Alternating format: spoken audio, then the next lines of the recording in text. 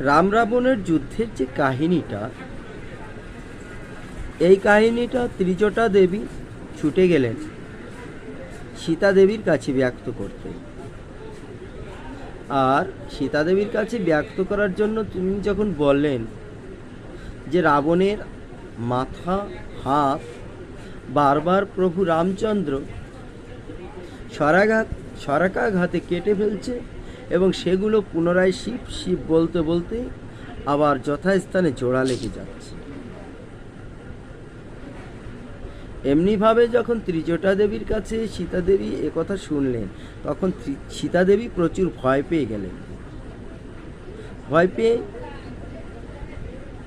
স্তব্ধ হয়ে রইলেন। তাহার মুখ শুকিয়ে গেল, মলিন হয়ে গেল।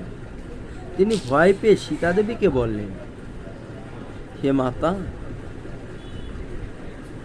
কিছু বলো না।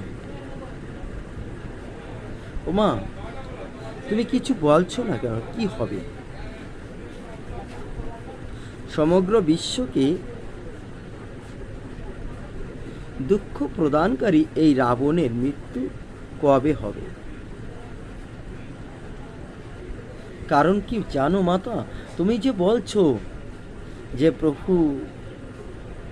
প্রভুর শরাঘাতে যদিও রাবণের মাথা কাটা যাচ্ছে, হস্ত কাটা যাচ্ছে, স্কন্ধ কাটা যাচ্ছে, তবু রাবণ মরছে না। তাহলে রাবণের কি মুক্তি হবে না? পৃথিবী কি রাবণ নামক রাক্ষসের হাত থেকে মুক্তি পাবে না?